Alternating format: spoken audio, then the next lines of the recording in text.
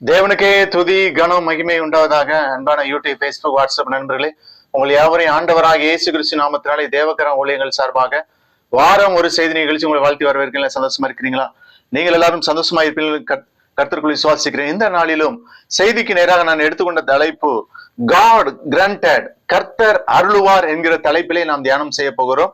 அதற்கு ஆதாரமாக எடுத்துக்கொண்ட வசனம் ரோமர் 8:32 தம்முடைய சொந்த குமாரன் என்றும் பாராமல் நம்ம எல்லாருக்காகவும் அவரை ஒப்பு கொடுத்தவர், அவரோட கூட மற்ற எல்லாவற்றையும் நமக்கு அருளாதிருப்பது எப்படி?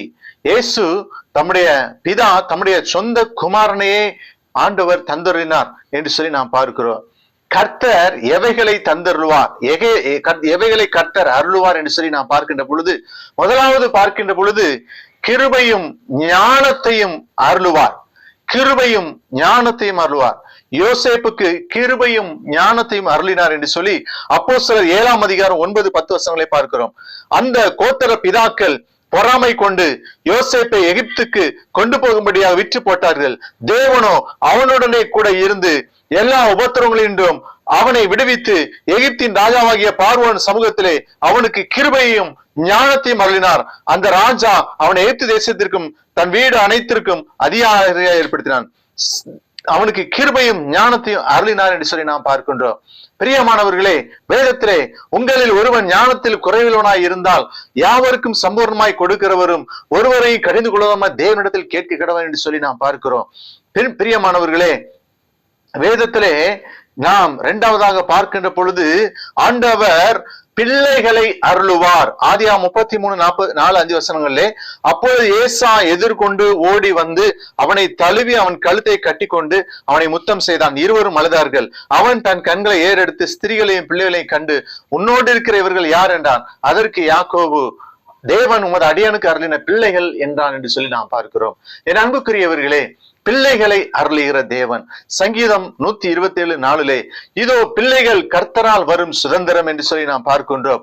ஆதியாகமம் 48:9 யோசேப்பு தன் தகப்பனை நோக்கி, இவர்கள் இவ்விடத்தில் தேவன் எனக்கு அருளின குமாரர் என்றான்.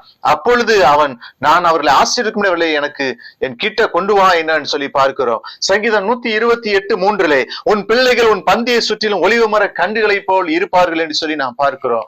பிள்ளைகள் கர்த்தர் அருளும் சுதந்திரம். பிரியமானவர்களே, அடுத்தபடியாக நாம் பேச வேண்டிய வார்த்தையை நமக்கு அருளுகிற தேவன். மத்திய 10:19 அவர்கள் உங்களை ஒப்புக் கொடுக்கும் போது எப்படி பேசுவோம் என்றும் என்னத்தை பேசுவோம் என்று கவலைப்படாதீர்கள், நீங்கள் பேச வேண்டுவது அன்ன நேரத்தில் உங்களுக்கு அருளப்படும் என்று சொல்லி நாம் பார்க்கின்றோம். அடுத்த 4வதாக வாக்கு அருளுகிற தேவன். ஏசாயா 38:5 நான் என்ன சொல்லுவேன், அவர் எனக்கு வாக்கு அருளினார், அந்த பிரகாரமே செய்தார். பிரியமானவர்களே, நாம் பேச வேண்டிய இன்னதென்று சொல்லி நமக்கு அருளுகிற தேவன். பிரியமானவர்களே, அது மாத்திரமல்ல, பேச வேண்டிய வார்த்தையை நமக்கு அருளுகிற தேவன், நமக்கு வாக்கு அருளுகிற தேவன், வாக்கு தத்தங்களை கொடுக்கிற தேவன். அடுத்தபடியாக வார்த்தையை அருளுகிற தேவன். ஏசாயா 59:21 உன்மேல் இருக்கிற என் ஆவியும் நான் உன் வாயில் அருளிய என் வார்த்தைகளும் இது முதல் என்னென்றைக்கும் உன் வாயிலிருந்தும் உன் சந்ததியின் வாயிலிருந்தும் உன் சந்ததியினுடைய சந்ததியின் வாயிலும் நீங்குவதில் என்று கர்த்தர் என்று சொல்லி பார்க்கிறோம்.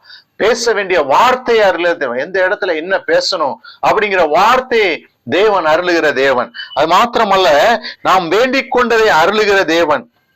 1 நாளாகமம் 4:10 யாபேஸ் இஸ்ரவேலின் தேவனை நோக்கி, தேவரீர் என்னை ஆசீர்வதித்து என் எல்லையை பெரிதாக்கி உமது கரம் என்னோடு இருந்து தீங்கு என்னை துக்கப்படுத்தாதபடி அதற்கு என்னை விலக்கி காத்தலும் என்று வேண்டிக் கொண்டான். அவன் வேண்டிக் கொண்டதை தேவன் அருளினார் என்று சொல்லி நாம் பார்க்கிறோம். நாம் வேண்டிக் கொண்டதை தேவனிடத்துல நாம் என்ன கேட்டாலும் அதை அருளுகிற தேவன், அதை அருளுகிற தேவன். பிரியமானவர்களே, அதான் எரேமியா 33:3 சொல்கிறது, என்னை நோக்கி கூப்பிடு, நான் உனக்கு உத்தரவு கொடுத்து நீ அறியாத எட்டாமன பெரிய காரியங்களை உனக்கு அறிப்பேன். Call to me and I will answer you. சங்கீதம் 99:6 அவருடைய ஆசாரியர்கள் மோசேயும் ஆரோனும் அவர் நாமத்தை பற்றி கூப்பிடுவர்களை சாமுவேலும் கர்த்தரை நோக்கி கூப்பிட்டார்கள், அவர் அவர்களுக்கு மறு உத்தரவு அருளினார் என்று சொல்லி நாம் பார்க்கிறோம். அடுத்தபடியாக கடைசியாக 7வதாக ஆசீர்வாதம் அருளுகிற தேவன். உபாகமம் 16:17 ஆனாலும் அவர்கள் கர்த்தருடைய சந்நிதியில் வெறும் கையோடு வராமல் உன் தேவனாய கர்த்தர் உனக்கு அருளிய ஆசீர்வாதத்திற்கு தக்கதாக அவன் தன் தகுதிக்கு ஏற்றபடி காணிக்கையை கொண்டு வரக்கிறோம் என்று சொல்லி பார்க்கிறோம்.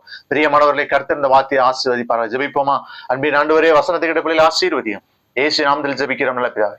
Thank you, God bless you.